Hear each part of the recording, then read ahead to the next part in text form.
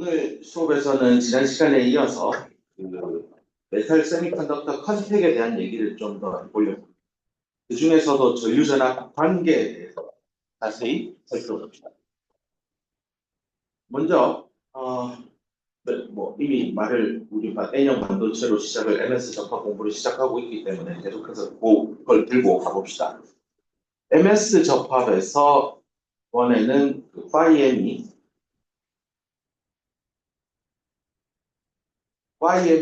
SM보다 더 큰 경우, 즉 샤키 다이오드인 케이스를 놓고 인가한 전압 VA DC 전압입니다. 그러는 DC 전류 문자 I 이 상관관계를 풀어보자라는 것. 그러기 위해서 먼저 내가 인가하는 전압 VA가 밴드 다이어그램 상에서 내가 이게 평형일 때는 0이겠죠. 인가하는 전압이 없을 텐데 이 값이 0보다 크거나 0보다 작다라는 걸 밴드 다이어그램에 어떻게 표현해야 되지라는 얘기인데요. 여기는 페르미 에너지 레벨을 보세요. 두 개가 있습니다. EF인데 메탈 쪽은 M이라 썼고 반도체는 S라 썼습니다. 엄밀히는 평형이 깨졌기 때문에 이거를 거자의 페르미 레벨 FM과 FS로 써야 되는 게 맞는 얘기이지만 그냥 이때 이런 표기 방법을 쓰지 않겠습니다. 내 문자 2에다가 스몰 f를 쓰는 게 더 좋습니다. EFM과 EFS를 가만히 보면 여기에 갭이 있습니다. 올라가는 게 전자의 에너지죠. 내려가는 게 전압입니다. 왜냐하면 전자의 에너지는 내가 인간 전압을 이 전하량을 곱해서 얻을 수 있습니다. 잘 기억하기 위해서 에너지의 단위 일렉트론 볼트와 전압의 단위 볼트가 있으면 이 두 값이 알려야 돼요. 이게 전하량을 곱하면 된다라고 기억하면 좋을 것 같습니다.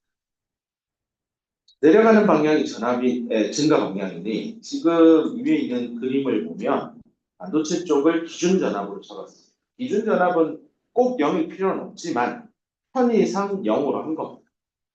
마이너스 1V에 잡혀도 돼요. 다만 단점은 마이너스 1V라는 에너지를 계속 써야 되겠죠. 그리고 내가 마이너스 1이라는 얘기를 한다는 건 그 어딘가에는 0V가 있다라는 얘기예요. 그래서 편의상 여기를 0이라고 하면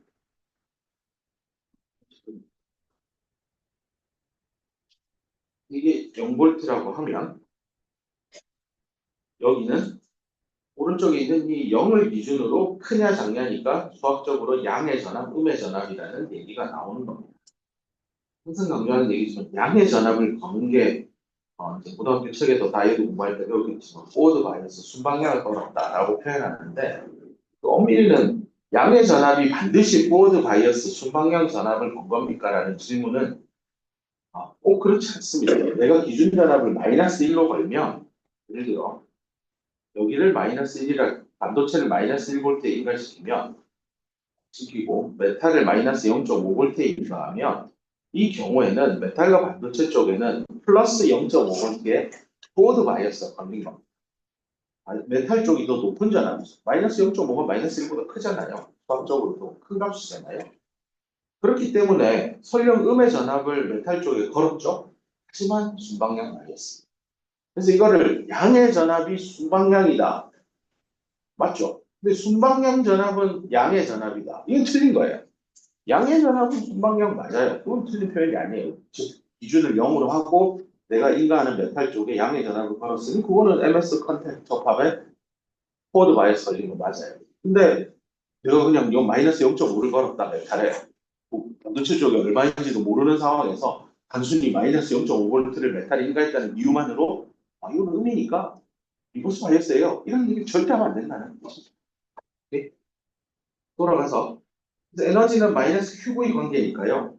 내가 이 메탈 쪽에 플러스 1V를 인가하고 반도체 쪽이 적지가 됐다라는 거는 요 페르미 레벨 사이에 에너지 갭을 1V를 준 겁니다. VA만큼 VA 1V라고 합니다. VA가 쓰면 되는데 사실 이 에너지 벤 다이어그램은 에너지를 Y축으로 하기 때문에 항상 앞에다가 스몰 q를 꼭 해서 표현해줘야 됩니다. 페르미 레벨 두 개를 서로 다른 이종의 물질의 페르미 레벨에 손을 하나씩 얹어서 이 페르미 레벨 선이니까 선을 내가 손으로 딱 잡고요. 이렇게 위아래로 막 비틀면 됩니다. 이렇게 하면 어떤 전압 형성, 어떻게 된다는 휘는 문화를 쉽게 이해할 수 있습니다. 그래서 우리가 원래라면 평형이니까 요게 요렇게 내려와서 두 개 있었을 거고, 페르미 레벨은 요렇게 돼서 하나로 있었을 거고, 요렇게 돼 있었어요. 이게 이거 있고. 내가 빨간색으로 쓴 게 평형 상태일 때 MS 접합의 셔키 다이오드의 밴드 다이어그램인데, 요쪽을 잡고 내리는 거고, 요쪽을 잡고 들어 올리는 컨셉이죠. 보드 바이어스니까.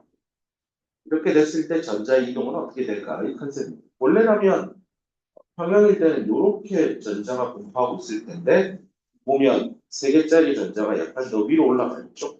올라간 그 정도는 아까 말한 대로 내가 인가한 QVA에 의해서 그거만큼 위로 상향 조정된 겁니다.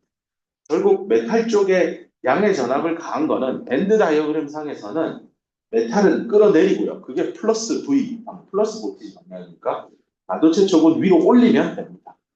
그래서 거꾸로 나는 메탈은 그대로 유지하겠습니다 하면 반도체 쪽만 위로 올리면 돼요. QVA. 그렇게 이해를 하면 있습니다. 그러면 자연스럽게 이런 생각이 들 겁니다. 여기에 있는 전자는 여기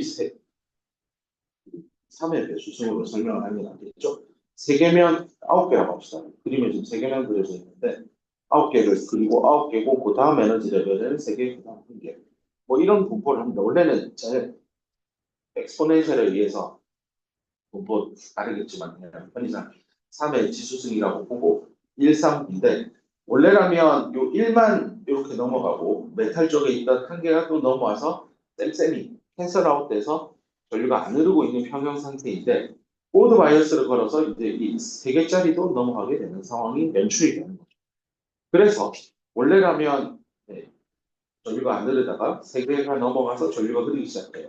그 다음에 내가 전압을 더 가하게 되면 1에서 3, 그 다음은 9가 나오니까 전류의 값이 3의 지수승으로 기하급수적으로 늘어나게 되는 원리입니다.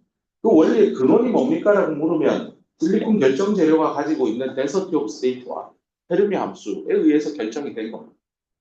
나중에 다이오드 전류를 더 많이 흘리는 어떤 소재를 도입하고 싶다라고 생각을 한다는 그런 리서치 테마를 잡고 나중에 뭐 박사를 하거나 석사를 하면 그럴 때 저 소재가 가지는 결정 구조가 어떻게 되어 있고 그 안에 density of state를 어떻게 내가 바꾸어서 변형해서 어, 전자의 분포도를 바꾸면 전류의 값을 내가 제어할 수 있겠구나. 이게 재료공학을 하시는 분들의 어프로치가 되겠죠. 하지만 이제 서킷 디자인을 하는 사람 입장에서는 주어진 다이오드에다가 내가 전압을 어떤 식으로 인가를 할 수 있는 회로를 그려서 원하는 전류값을 달성해내는 디자인의 방식도 있을 겁니다. 또 나처럼 디바이스를 연구하는 사람은 회로 쪽도 좀 쳐다보고 소재 쪽도 좀 쳐다보고 또 반도체 프로세스 인테그레이션 직접 공정을 어떻게 설계할 거냐를 고민해서 다이오드의 성능을 이렇게 더 올릴 수 있는 여지가 있겠네요. 이런 고민이 해볼 수 있을 겁니다. 단적인 예로 원자 간에 나는 실리콘을 좋아하는 사람이에요. 실리콘의 원자 간 거리를 응력을 가해서 미케니컬한 스트레스를 가해서 결정 구조를 뒤집으면 충분히 덴서티 오브 스테이트도 일부 변경이 되고 전류에 흐르는 각도 바꿀 수 있는 여지가 있어요. 그거는 새로운 소재를 도입한 것도 아니고 새로운 회로 설계를 한 것도 아닙니다. 그러면 이제 공정을 변화시켜서도 가능하다라는 얘기죠. 그래서 보드 바이어스 때 이렇게 화살표가 또 붉은 걸 그린 이유는 요 놈만 가지 않고 그 밑에 놈까지 이제 전류을 조인할 겁니다. 그리고 전압을 EFM을 여기까지 더 내리고요. 이 커브를 좀 더 늘리면 이렇게 거의 평평해질 때까지 가겠죠? 평평해질 때까지 가면 아래쪽에 있는 이 세 개의 전자도 전류의 흐름을 섭리할 겁니다. 기출에서 항상 나오는 질문인데 이거 예전에는 미리 안 가르쳐주고 시험 문제만 쭉 던졌는데 그러면 거의 백발백중 다 틀려가지고 그런 안타까운 일이 안 생기게 하려고 얘기를 합시다. 만약에 보드 바이스를 더 가면 결국은 이렇게 플랫하게 될 거 아니에요? 그죠? 밴드가 쭉 딸려 올라가면 거기서 보드 바이스 더 걸면 어떤 일이 생길 것 같아요? 밴드 다이그램 한번 그려보세요 라고 하면 시험 문제다 생각하고 어떻게 그려야 될지 고민을 해보길 바랍니다. 수업시간이 몇 분은 안 지났지만 이거는 되게 중요한 사안인 것 같아서 브레이크 타임을 여기서 잠깐 걸고요. 고민해 보세요. 내가 보드 바이어스를 지금 요 그림은 0.뭐 한 눈으로 보면 한 0.2V가 온 것 같아요. 근데 내가 코드를 더 주면 이 정도면 0.5 정도가 넘어왔습니다. 그럼 거의 플랫해지는 것 같아요. 밴드 다이어그램이. 0.5보다 내가 더 강한 파워 전압 들고 와서 갖다 낄 수 있잖아요. 그럼 그 다음에 어떤 식으로 전류가 흐를까? 그거를 밴드 다이어그램을 그려서 설명해 주세요. 라는 시험 문제를 여러분이 맞닥뜨리게 되면 뭐라고 답안지에 쓸지에 대해서 한번 고민해 보기 바랍니다.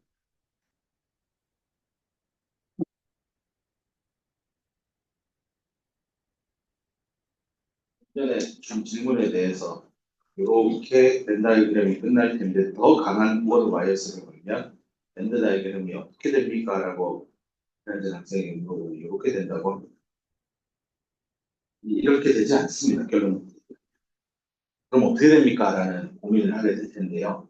우리가 지금 공부하는 MS 샤키 다이오드에 위에 포워드 바이어스를 0보다 훨씬 더 크게 강하게 인가해보지 않습니다. 그렇게 했을 때 EX 범위에 따라 벤 다이어그램을 그리면 무슨 일이 생길 건데요. 이렇게 강한 전압을 인가한 거를 문제를 풀어내기 위해서 처음 해야 할 일은 내가 적당한 전압을 가했을 때는 이 전압 강화가 전부 다 여기 있는 공필층에 들어간다라고 상상했습니다.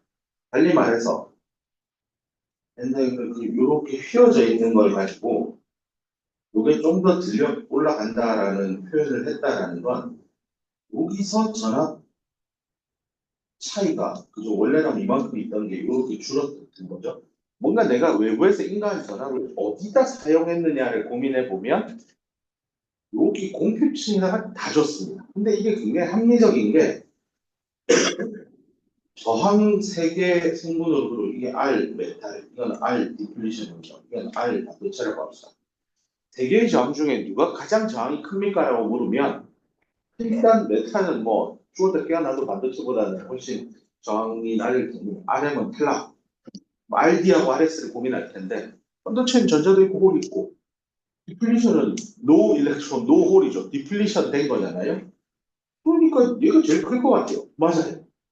그러면 이건 고등학교 때 나오는 과학식에 나오는 문제입니다. 1옴, 1kΩ, 100옴, 뭐 이 정도 되면 양단의 전압을 100볼트를 인가하면 각 전압에 몇 볼트씩 전압이 인가되는지 계산해 보시오. 이런 문제입니다. 나중에 다음 학기에 공부하게 되는 회로 시간에 이런 문제를 풀 텐데 이런 거에 실은 주목이지. 이거만 다 더하면 1kg, 1.101kΩ이네. 거기서 분해 100옴, 0.1kΩ 곱하기 내가 인간 전압 뭐 100볼트, 100볼트 쓰고 해서 계산하면 100옴에 들어가는 전압가가 얼마, 1kΩ 얼마, 뭐 다 이 분자만 바꾸면서 계산하면 됩니다.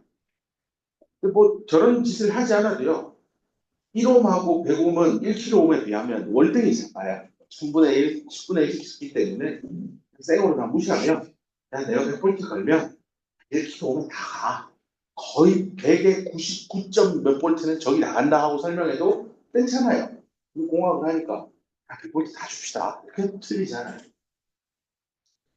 문제는 전압을 더 세게 가자는 거. 100볼트의 컨셉이 아니라 100메가볼트를 갑시다. 뭐 이런 컨셉, 아주 높은 전압을 가게 되면 과거에 특히 반도체 쪽 거기에 전압이 인가되는 거는 그 정도는 무시해도 됐었던 게 이제 무시는 못할 수준에 이르를 수 있다는 뜻입니다. 달리 말해서 나는 여기에 10볼트를 가했지만 과거에는 여기 10볼트가 다 전달이 됐지만 여기 20볼트를 올렸더니 얘는 18볼트 가고 여기 2볼트를 줘야 되는 상황으로 가는 거예요. 이거를 이해를 하면 밴드 다이어그램은 여기만 있는 게 아니구나. 이 전체입니다. 전체 반도체 영역에 전압 강화가 인가되어야 되는구나. 이거 여러분 배웠어요. N형 반도체가 있습니다. X 방향에 따라서 양단에 0.7V를 주면 밴드 다이어그램이 어떻게 될까요? 이렇게 비율을 줘서 평행선 그었잖아요. 그거예요. 다 배운 거예요. 근데 여기에 딱 들어오면 이상하니 마침 다 내가 꼽혀친 위로 비는 거 아닙니까? 이 얘기를 떠듭니다. 낚인 거죠. 자기가 이 MS 다이어드 공부를 하면서 아차 싶은 거지. 그렇지. 내가 전압을 어플라이드 전압을 가했다는 건 대부분의 전압이 공기층에 인가된 거라고 가정하고 푼 거였는데 지금 내가 여러분에게 물어본 문제는 그것보다 훨씬 높은 전압을 인가하자라는 얘기거든요. 그러면 다시 원점으로 돌아와서 생각해야 될 부분이 훨씬 높은 포드 바이오스가 되면 메탈에도 전압 강화가 있을 거고 공기층에도 있을 거고 공기층 넘어 있는 벌크 세미컨덕터 영역에도 있을 겁니다. 달리 얘기해서 공기층과 그 뒤에 밴드가 끼지 않는 벌크 영역을 다 통쳐서 반도체 전체 영역에 전압 강화는 분명히 있습니다. 더 센 포드를 걸었으니까. 그렇게 됐을 때는 우리가 배웠던 이 얘기, P는 뭐, 저 얘기를 꺼내면 됩니다. 그래서 정답을 공개하면 이렇게 해서 이렇게 그래야 돼요. 컨덕션 있고 페르미 레벨이 둘중 있겠죠. EFS고 EFM이죠. 그리고 이 갭이 QVA인데 상당히 클 겁니다. 어떤 느낌인지 알겠죠? 대부분 다 느끼고 이런 효과를 시리즈 저항, 시리즈 리지스턴스라고 직렬 연결돼 있죠. 메탈과 반도체가 이렇게 직렬 연결된 저항 성분으로 구성되어 있기 때문에 매우 높은 수준, 여기서 매우 높은 걸 좀 더 숫자로 얘기하자면 지금 요겁니다. 요렇게 해야지. 이겁니다. 빌트인 포텐셜보다 높은 수준입니다. 그러니까 내가 인간 전압이 매우 크다라는 건 빌트인 포텐셜 언저리 되는 값을 넘어서는 그 순간부터 그렇게 되는 순간 빌트인만큼 가해주면 이렇게 될 거 아니에요, 평행하게. 여기서 더 가하자는 거죠. 조금 더 높게 올라가고 시작하면 반도체 쪽은 그냥 두 개의 선분이 평행을 해 쭉 위로 올라가는 그런 모양으로 그려야 될 겁니다. 나중에 PN 접합 다이오드 공부할 때도요. 아마 고등학교 때 PN 접합 밴드 다이그램 혹시라도 배운 기억이 있으면 뭐 요렇게 생겨 먹어가지고 뭐 돼 있는데 보드 바이어스를 걸면 요게 좀 약해져서 뭐 요렇게 들어옵니다 하고 공부했는데 더 줄여봐 하면 쫙쫙 평행선을 긋고 그 다음 무슨 일이 일어날까요? 물으면 백발백중 위로 다 그립니다. 방금 여러분이 했던 그 실수와 똑같은 실수를 PN 다이오드에서 또 합니다. 근데 답은 그렇지 않습니다. 이게 평행이고 더 강한 전압을 가하면 그때부터는 이렇게 기울어집니다. 엄밀히 티켓 툴을 이용해서 그려보면 이렇게 약간 험프가 있습니다. 그리고 흔적이 많습니다. 실제적으로 빌트인 포텐셜 근처 정도의 포워드를 가하면 빌트인 포텐셜이 다 사라지기 전에 이미 시리즈 저항 효과들이 드러나기 시작해서 약간 험프 모양이 남으면서 이렇게 되면서 직선으로 올라가는 벤다이어점을 컴퓨터 툴에서 뽑아낼 수 있습니다. 나중에 학년이 올라가서 실습을 하게 되면 꼭 내가 만들어 보세요 안 해도 뭐 만들어서 테스트 해보세요. 저런 그림이 나옵니다.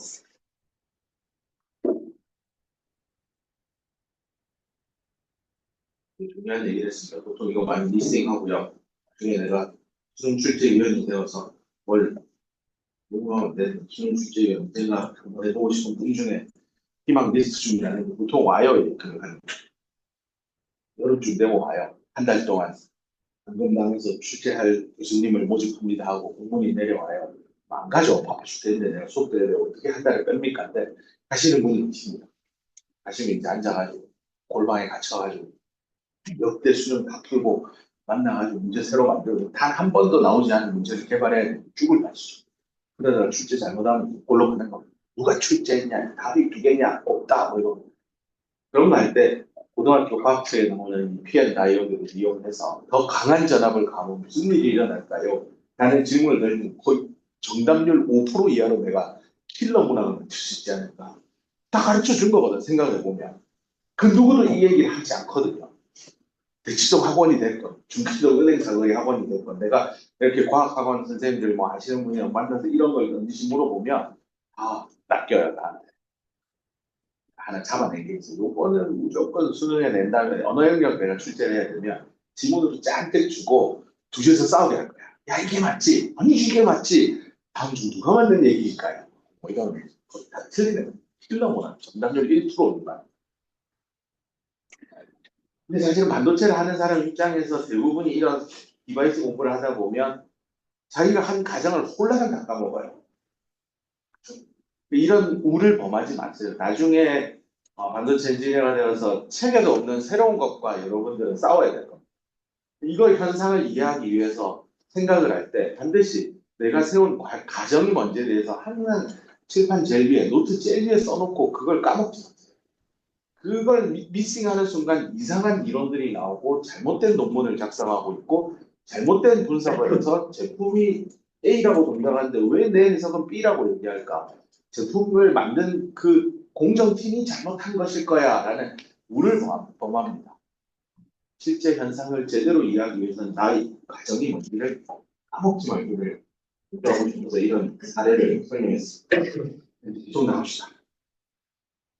포워드가 했을 때 이렇게 전류가 잘 흐르는 과정 설명을 했고요. 사실 이 부분에 대한 설명이 이 빨간색 칠한 저 정도 커브 영역이 포워드 바이어스를 가했을 때 전류가 어떻게 흘러가는지에 대한 보면 이게 왜 엑스포넨셜하게 흐르느냐는 전자의 분포도 자체가 엑스포넨셜 함수를 따르기 때문에 그러면서 여기 이렇게 진동을 그리면 여기가 아마 이 BI 값 근처일 겁니다. 빌트인 전압 근처쯤에서 이렇게 전류가 급증하는 모습으로 그리고 나의 질문은 이 정도 전압을 걸면 훨씬 큰 전압을 걸면 전류는 얼마나 흐를까요?인데 이 부분은 이렇게 언젠가 만나지 않겠습니까? 근데 안 만나요. 실제 나중에 실습을 해서 측정해 보세요. 커버 이렇게 하다 이렇게 튑니다. 이 구간은요 IV 커브상에서 길기가 일정하니까 저항입니다. 선생님 다이오드가 저항으로 동작하는구나. 그래서 서킷에서 분명히 다이오드 심볼로 그렸는데 회로가 오동작하는 이유는 걔가 다이오드가 아니라 저항으로 동작하는 연결이 들어갔기 때문입니다. 이런 것들을 잘 읽어내고 회로 디자인하고 논의를 해서 풀어내는 역량을 갖추려면 아니 세상에 내가 니한테 다이오드를 만들어줬는데 왜 쟤네 회로 설계자들은 나보고 너는 왜 나한테 저항을 주니? 이런 말을 하면 그런 말에 저항하지 말고 받아들이고 아 진짜 저항을 내가 준 거구나. 그 원인을 잘 이해하기 바랍니다. 그 다음 이쪽 편 봅시다. 리버스 바이어스. 이번에는 반대 전압을 가하는 거죠. 이쪽을 적지시켰으면 얘를 기준으로 이 값이 기준값보다 더 낮은 전압을 가하니까 이 경우에는 내려가는 게 플러스 전압이니까 낮은 전압이니까 메탈 쪽을 위로 들어 올리고요. 반대체 쪽은 들어 내립니다. 평형 상태에서 EFM과 EFS를 손잡이를 양손으로 잡고 이번에는 메탈을 내가 왼손으로 잡고 전체를 오른손으로 잡아서 왼손을 위로 올리고 오른손을 밑으로 내리는 그런 상상을 하시면 됩니다. 그러면 여기는 항상 안 바뀌는 거죠. 이게 일렉트론 어피니티 때문에 바뀌는 게 아니에요. 전압을 가했다고 해서 전자 친화도 값이 바뀌는 건 아니니까요. 그래서 더 많은 밴딩이 나왔어요. 그래서 이 경우에는 원래 평형일 때 QVPI만큼 펴져 있는 거에다가 인간 전압만큼 더 넣습니다. 이때 이제 주의해야 됩니다. 음인데 더하면 깎이는 거 아닙니까? 크기만 깎아. 오케이. 이런 이쪽은요. 여기는 원래는 QVPI 때 내가 인간 전압이 양수죠. 그래서 빼기 VA를 이렇게 표시하면 좀 이해가 될 겁니다. 여기서 이제 한 단계 더 나가서 그럼 MSP 우리 M만 하는데요. MSP를 하면 전에 브레이크 타이즈 학생이 와서 물었는데 훌륭한 질문입니다. 이럴 때는 요 표기 방법을 그대로 채용하면 됩니까? 안 됩니다. 그에 대해서 한번 이번에 스스로 고민을 좀 해보기 바랍니다. 고민 그 게시판에도 글을 올려서 내가 따로 찾아보라고 했잖아요. 그 게시판 글을 읽고 고민을 먼저 해봅니다. 그 다음 그래서 리버스 바이어스 때는 이렇게 장벽이 훨씬 높아지니까요. 모든 전자가 거의 뭐 넘어갈 수 없는 상황에 이르릅니다. 하지만 넘어간 이 M과 S 사이의 전류의 흐름에 기여하는 놈은 존재합니다. 이게 바로 메탈에서 넘어오는 전자입니다. 근데 사실 이 녀석은 포워드일 때도 있었습니다. 어차피 샤키 베리어 하이트는 안 변합니다. 포워드는 리버스가. 샤키 베리어만큼을 넘어서는 전자가 메탈에서 반도체로 가는 그 흐름은 포워드가 리버스가 항상 있습니다. 달리 얘기하면 요 저변에 깔려있는 요 전류값이 있다고. 근데 이 0보다 큰 포워드 바이어스 영역에서는 이렇게 전류 흐름이 생기는 그놈이 요놈이죠. 이 위에 있는 놈. 그놈들 때문에 전류가 추가되기 때문에 저변에 깔린 전류량은 눈에 보이지도 않아요. 하지만 리버스 때는 그 저변에 깔려있는 놈이 본색을 드러내고 있습니다. 그놈이 곧 다이오드는 전체적으로 그래서 만큼 그러는데 요 파이만큼을 만드는 것을 맥슈에이션 커런트라고 하는데 왜냐하면 전압을 몇 볼트를 가 마이너스 1건, 마이너스 2건, 마이너스 5건 값이 일정하죠. 일정하니까 포화되어 있고 세츄레이션 되어 있다라고 해서 AS라고 쓰는데 이 값을 이제 얼마인지 뒤에서 찾을 겁니다. 오른쪽 글 한번 같이 읽고 넘어갑시다. 전류는 그래서 MS 정션에서는 다수 캐리어의 흐름에 의해서 결정된다라고 되어 있는데 항상 MSN이 됐건 MSP가 됐건 전류의 흐름을 이해하고 싶으면 P형만 놓치면 홀만 쳐다보세요. N형만 놓치면 전자만 쳐다보세요. 그래서 이런 샤키 다이오드는 자들이 모조리티 디바이스, 모조리티 캐리어 디바이스 이렇게 이름을 붙이기가 새로운 소자를 만들었을 때 야 이거 다수 캐리어 소자야, 소수 캐리어 소자야 이런 얘기들을 합니다. 이 뒤에 곧장 배우게 될 PN 접합 다이오드는 펑션만 보면 다이오드예요. 근데 PN 다이오드는 소수 캐리어 소자라고 불려요. 그래서 PN 다이오드는 P형에 있던 폴이 N형으로 넘어가서 소수 캐리어가 되잖아요. 그놈의 움직임이 되게 중요해요. 그걸 우리는 앞에서 소수 캐리어 확산 방정식으로 간단히 예습을 좀 하긴 했었죠. 근데 지금 배우는 MS 다이오드는 소수 캐리어의 이름은 전류의 이름에 크게 기여하지 않습니다. 이거는 다수 캐리어 소자다.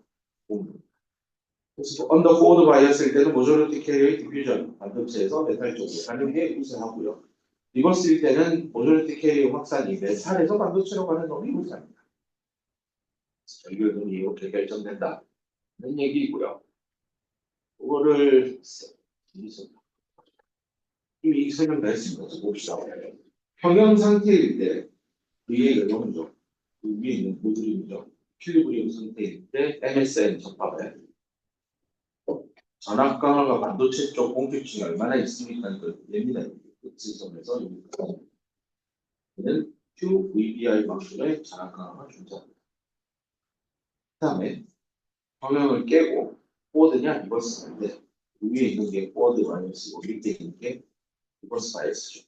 이럴 때는 이 에너지 장벽이 VBI에서 VA만큼으로 바뀐다. 라는 표현을 했습니다.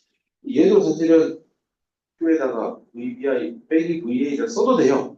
하지만 항상 여기는 VA가 양의 값이었고 여기는 VA가 음이니까 대입을 하면 이게 마이너스 마이너스가 돼서 플러스가 된다. 이렇게 이해하면 됩니다.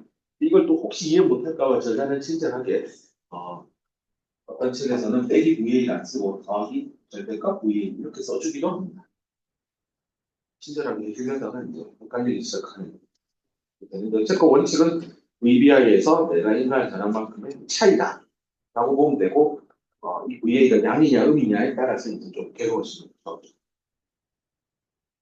그 다음 일렉트로스태틱 해석 다 했었죠. 차지 덴서티, 전기장, 포텐셜인데 이번에는 평형을 깨자라는 얘기예요. 그럴 때 차지 덴서티, 일렉트릭 필드, 전압은 어떻게 변하느냐. 그래서 지난번에 이게 찾아냈죠. 포텐셜에 대한 플랫. 이렇게 위로 올라가는 포물선 2차 방정식의 모양이었죠. 이럴 때, 이 경계 요건이 바뀝니다. 바로 접합면인 x 이퀄 0에서 과거에는 v가 마이너스 VBI였는데 이제는 인간 전압만큼 해야 되니 결과적으로 VBI 자리에 VBI 빼기 VA를 대입하면 모든 일이 즉 앞에서 유도했던 평형 상태에서 유도했던 모든 방정식에 VBI 자리에 VBI 빼기 VA를 잡아넣으면 됩니다. 그래서 실제 공필층의 폭도 QND분의 E 입실론 S VBI였는데 그 VBI 자리에 이게 바로 진짜 같다라는 얘기죠. 이런 이제 썰을 풀 수 있죠. 아, 내가 VA가 이런 용보다 큰 포드 바이어스를 걸면 여기 내려가니까 공필층은 줄겠네. 아, 실제로 앞에 그림으로 돌아가서 여기서 살펴보세요. 공필층의 폭이 이만큼 형성되어 있죠. 이 이퀄리브리움인데요. 근데 포드 바이어스를 걸면 이쪽이 플러스고 이쪽이 마이너스니까 이 마이너스 전할 때 전자 입장에서 이쪽으로 빨려가잖아요. 그럼 원래는 여기까지만 전자가 딱 잘라서 있다가 이쪽에서 플러스로 와 하니까 전자가 앞으로 전진하니까 이렇게 앞쪽으로 와 있는 게 느껴지죠. 그래서 실제로 공급층은 얘보다 포워드 이렇게 좁아집니다. 물리적으로도 그렇게 이해하면 되고 수학적으로도 포워드를 가 있으니 이거 빼기니까 값이 작아지네. 작아지네. 맞네. 그래서 VA를 증가시키면 W는 좁아집니다. 이걸 이제 저자는 달리 말해서 마이너스 VA를 증가시키면 W는 늘어난다 이렇게 표현했는데 이게 그겁니다. 이 저자가 이 VA는 크기만 쓴 거예요. 그러니까 이거 리버스 바이어스가 있다는 거.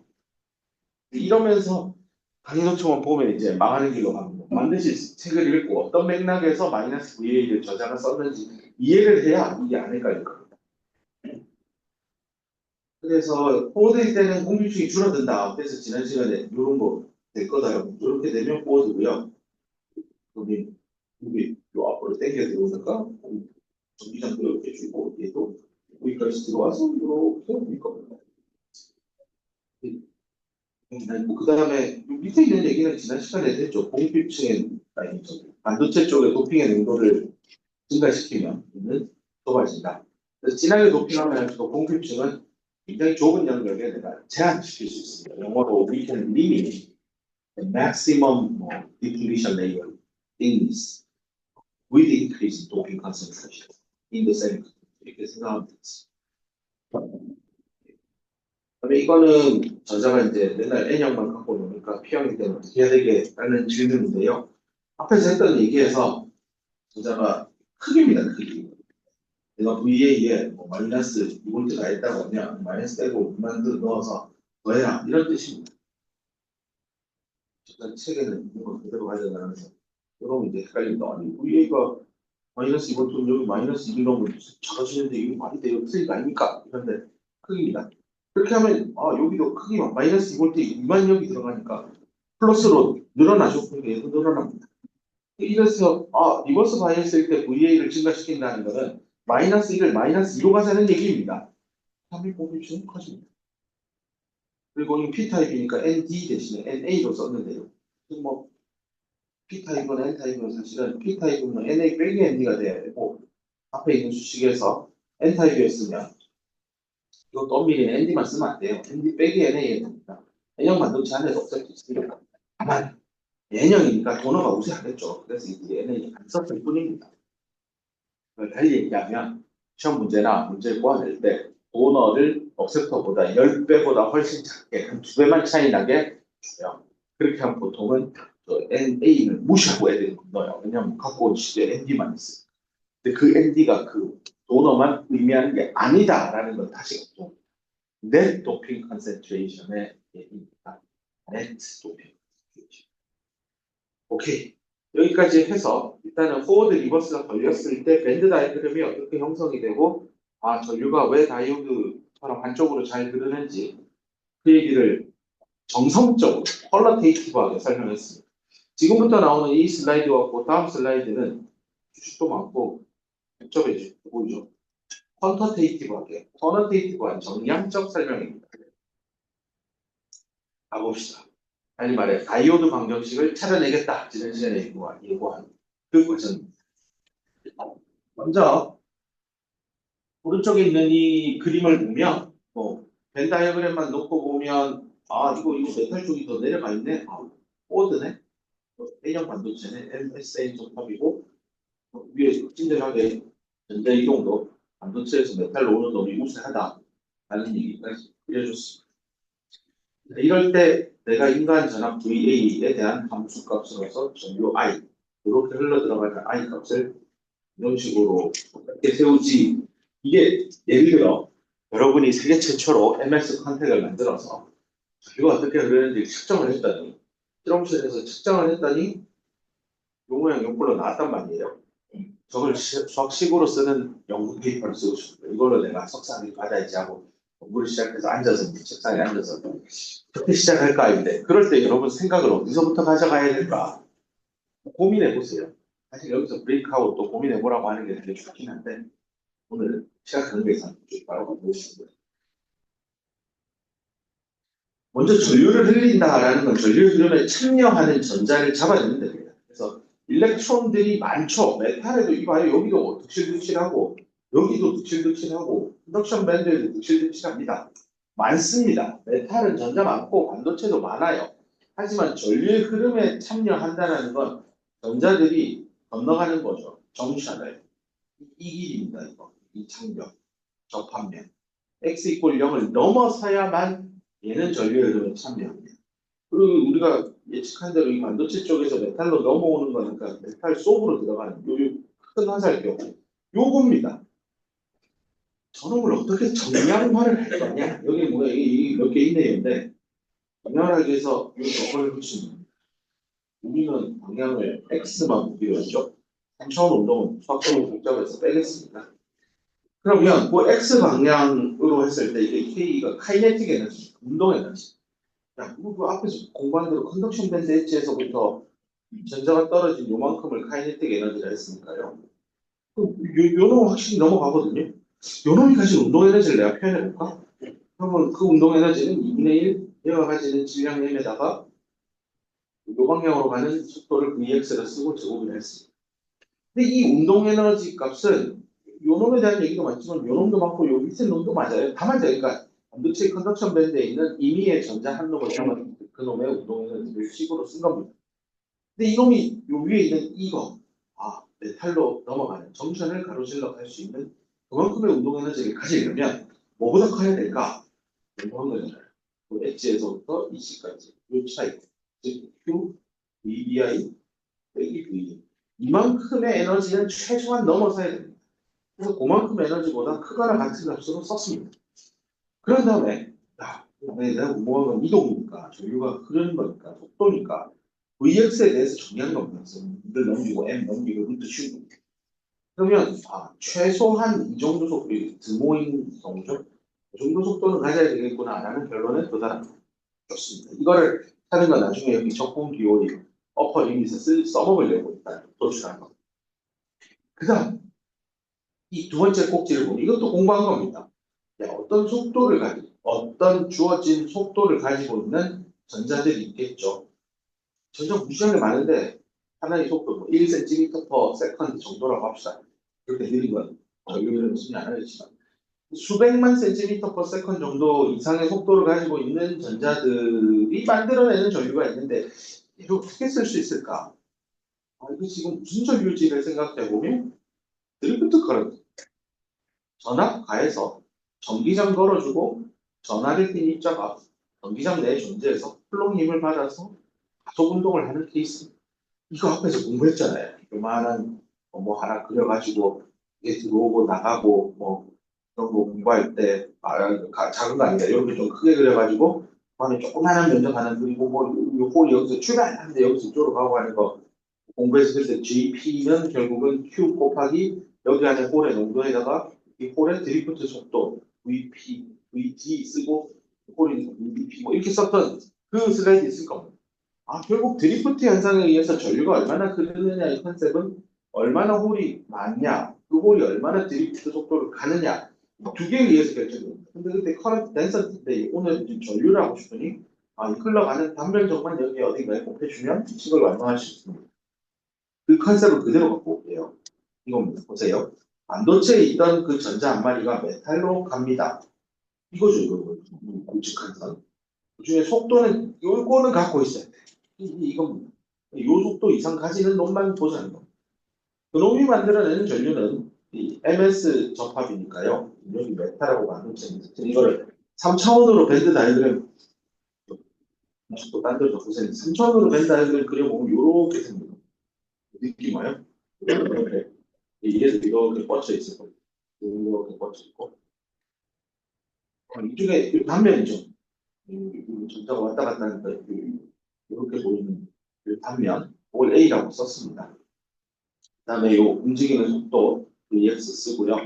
그다음 여기 전류 흐름을 첨예하는 전자의 농도입니다. 근데 여기서 이 저자가 요거는 너무 어려워서 설명을 책에서는 이게 부록으로 넘겨놨는데요. 이 속도하고 전자의 농도하고 상관관계가 있을 수 있으니 함수로 일단 이렇게 썼습니다. 그다음에 단위 전하량인데 우리가 앞에서 공부할 때는 JP 홀을 했는데 지금 전자니까 마이너스 Q를 곱한 겁니다. 앞에서 배웠던 드리프트 커런트를 어떻게 표현하느냐의 식에서 가지고 온 거고요. 또 우리가 풀어야 되는 거는 이미 어떤 주어진 속도를 가진 놈이 만들어내는 전류가 아닙니다. 내가 알고 싶은 건 총전류입니다. 그러면 전자 중에 어떤 놈은 속도가 임의의 속도 Vx인데 어떤 놈은 V민보다 작은 속도를 가지는 것도 있고 이거보다 훨씬 높은 속도를 가진 전자도 있을 것입니다. 그리고 무한대의 속도를 가지는 전자까지 고려해야 될 겁니다. 그래서 토탈을 구하고 싶으면 결국은 이 Vx를 날립니다. 어떻게 하지? 모든 속도에 대해서 다 더해주면 토탈 커런트가 없죠. 그래서 양쪽을 적분을, 여기 적분, 여기 적분을 걸고 풉니다. 얘는 VX를 다 더한 거니까 이게 다 주고 얘만 남죠. 우측 변에서는 마이너스 Q랑 A는 상수니까 끄집어내면 되고요. 그다음에 이 더하기에 어디서부터 어디까지 하는데 속도의 최대값은 이게 수학적인 관점에서는 반대 방향으로 지금 전자가 S에서 M으로 오니까 이게 마이너스 X 방향이에요. 그래서 최고 속도이지만 수학적인 값에서는 최저값이 되고요. 요거는 최소의 속도 값인데 사실 수학적으로는 반대 방향이라 최대값이 요거에 이제 써먹을 거예요. 이게 요거 조금만 풀어내면 이게 다이어드 커런트 내가 구할 수 있겠구나. 근데 문제는 이게 뭔가 이게 관계가 있을 것 같아서 끔찍해서 여기 남겨뒀거든요. 여기 나와. 이건 부록에 더 관심 있는 학생 한번 읽어보세요. 되게 좀 어려운 개념들이 나오는데 일단은 여러분이 절개시키는 뒤에 그냥 속도에 대해서 전자의 연도는 이런 상관관계가 있다라고 풀어낸 것들이 있습니다. 그냥 가져다 쓸게요. 그래서 쓰겠습니다. 그래서 요거를 n vx에 대한 함수로 표현된 이 전자의 연도를 여기다 적어넣을 거예요. n vx에 적어놓으면 남는 게 vx죠. 나머지는 뭐 대충하게 상수고, 그죠? 다 상수, 이거 vx예요. 그러니까 수학적으로 풀면, 또 돌아와서 풀면, 5 곱하기 어디서부터 어디까지인데, vx 곱하기 엑스포넨셜의 vx의 제곱 dvx고, 앞에 뭐가 적게 붙어 있을 거예요. 이런 형태의 적분을 풀면 돼요. 고등학교 책에 이런 적분이 나오지 않나요? 나올 거. 있잖아요. 요거 미분한 게 앞에 보이잖아요. 무슨 적분 해야 되는지. 부분이 왼쪽으로 또 그건 취한다 그런 거 하시면 됩니다. 그렇게 해서 풀면 이렇게 예쁘게 나옵니다. 눈으로 보면 하나가 아니에요. 근데 요즘은 상당한 정리 과정을 거쳐서 풀면 여기까지 나오는데 사실 여기 이제 우리가 관심 있어 하는 요 놈이 나옵니다. 내가 저기가 얼마인지 궁금한데 내가 인간 전압에 따라 어떻게 되는지 이 함수식이 드디어 윤곽을 드러냅니다. 이제 요 앞에 붙어 있는 요만큼은 그냥 하나의 값으로 적어놓고요. 뭐에 대해서 식을 쓰면 절면은 내가 인간 전압의 지수함수 형태로 나오는구나. 나옵니다. 문제는 이게 내가 풀려고 하는 전체가 아니에요. 이거는 반도체에서 메탈로 가는 전류가 풀었어요. 하나 더 해야 돼요. 이거죠, 이거. 메탈에서 반도체로 가는 것도 풀어야 되잖아요. 근데 이거를 끝내주는 아이디어가 있습니다. 이걸 처음부터 다 여기서 돌아서 여기 있는 전자가 이렇게 올라가는 확률이 얼마고 이렇게 가는 게 뭐지? 막 고민하는 것도 너무 복잡해요. 근데 여기서 아주 심플한 아이디어가 있습니다. 또 볼까? 또 볼까? 심플한 아이디어가 뭐냐면 표명일 때 다시 돌아갑니다. 반도체에서 메탈로 가는 전자, 메탈에서 반도체로 가는 거는 이 모든 게 인간 전압이 0일 때는 총 전류는 0이지 않냐. 그러면 이렇게 식을 쓰면 되겠네요. IS에서 M으로 가는데 VA가 0일 때의 식은 마이너스 IM에서 S로 가는 VA가 0일 때 이게 되겠죠. 근데 내가 방금 구했잖아. S에서 M으로 갈 때 식이 2인데 여기에다가 VA 이꼴 0 넣으면 되죠. 여기에 0 넣으면은 얘는 1입니다. 그러면 어떻게 되죠? 요거 내가 쓸 수 있어. A 곱하기 JS 끝. 이거 마이너스 이쪽으로 제끼면 이렇게 나옵니다. M에서 S로 가는 전류값 다만 A가 0일 때라는 제한이 있지만 이렇게 쓰면 되는구나 하고 답을 쳤습니다.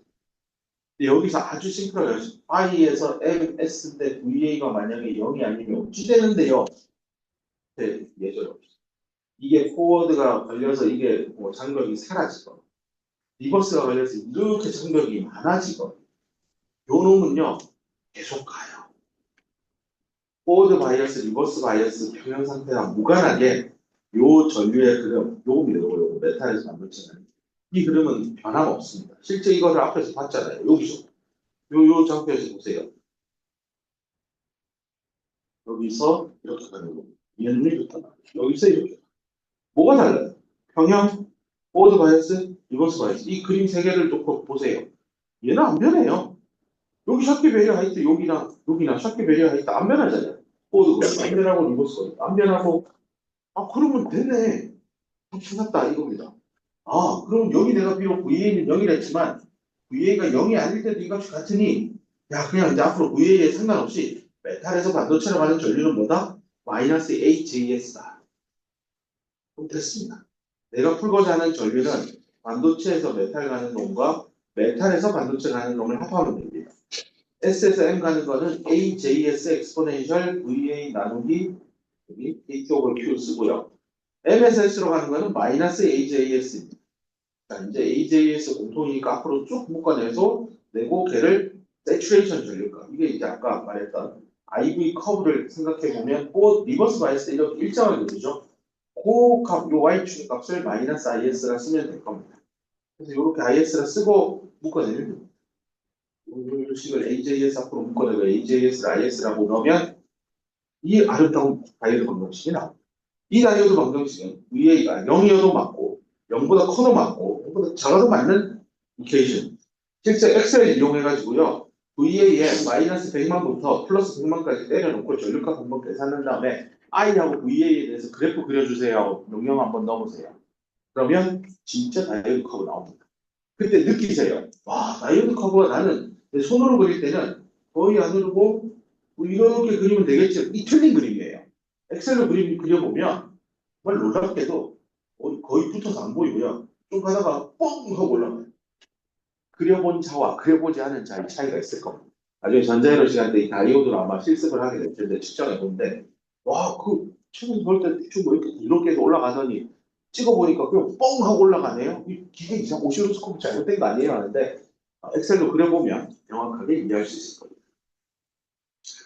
자, 그래서 시간이 다 됐어요. 일단 여기까지 다음 시간에 이거 잠깐 언급하고 그 다음에는 프랙티컬한 실제 오믹 접합 지금 다이오드 설명했잖아요. 다이오드에 반대 이 오믹 컨택에 대해서 좀 자세히 얘기하고 AC 특성 얘기하고 PN 접합으로 그렇게